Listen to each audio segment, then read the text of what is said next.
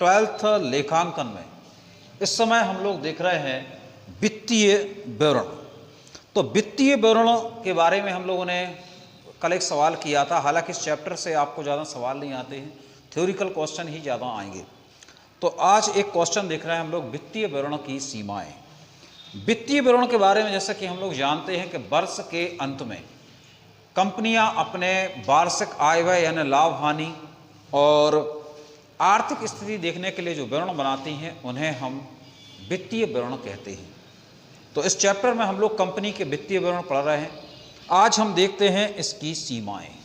तो वित्तीय विवरण की सीमाओं में सबसे पहली सीमाएं यानी जो किसी चीज को सीमित करती हैं, क्षेत्र छोटा करती हैं। फर्स्ट आता है केवल रिपोर्ट मात्र। वित्तीय विवरण जो है कंपनी की पूर्ण स्थिति को व्यक्त नहीं करते हैं, ये केवल जानकारी देते हैं। यानी इसमें जो रिपोर्ट, इसको अपन एक रिपोर्ट कह सकते हैं, केवल तथ्य हमारे सामने आते हैं और इनमें से भी जो कुछ तथ्य हैं वह अनुमानित होते हैं। तो अनुमान में और वास्तविक स्थिति में अंतर होता है। इसके कारण जो है कई बार जो है वित्तीय विवरण जो स्थिति दर्शाते हैं वो वास्तविक नहीं हो सकती है।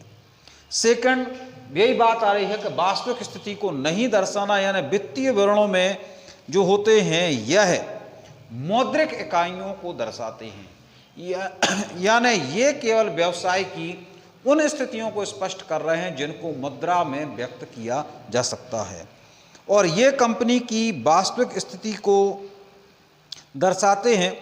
वास्तविक रूप में चिट्ठे में जो संपत्तियों का मूल्य दर्शाया जाता है उनसे वास्तविक मूल्य कई बार भिन्न हो सकता है। इसके कारण जो है जो वित्तीय विवरण है वह वास्तविक स्थिति को नहीं दर्शाता है। ऐतिहासिक लागत, वित्तीय विवरण ऐतिहासिक लागत पर बनाए जाते हैं, यानी कई बार जो संपत्तियां हैं उनका मूल्य कम हो जाता है, समय व्यतीत होने पर कम हो जाता है, मूल्यों में परिवर्तन हो जाते हैं। पर कई बार जो है वित्तीय विवरणों में यदि उनको ओरिजिनल मूल्य पर दर्शाया जाता है तो वह सही स्थिति को प्रकट नहीं करते। गैर वित्तीय कारकों का समावेश, तो इसमें जो है केवल वित्तीय विवरण में मौद्रिक तथ्यों को ध्यान में दिया जाता है। गैर वित्तीय या अमौद्रिक तथ्यों को ध्यान में नहीं रखा जाता, जैसे कर्मचारियों का सहयोग है, समन्वय है, आपसी संबंध है, प्रबंधकों की साख है, संस्था की साख है। इन तथ्यों पर वित्तीय विवरणों में ध्यान नहीं रखा जाता है।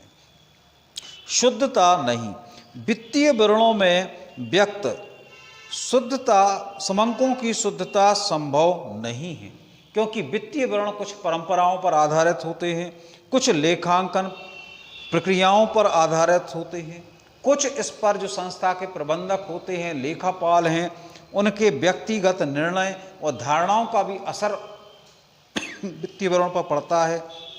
अतः वित्तीय विवरणों को हम पूर्ण रूप से शुद्ध नहीं कह सकते। Thank you very much.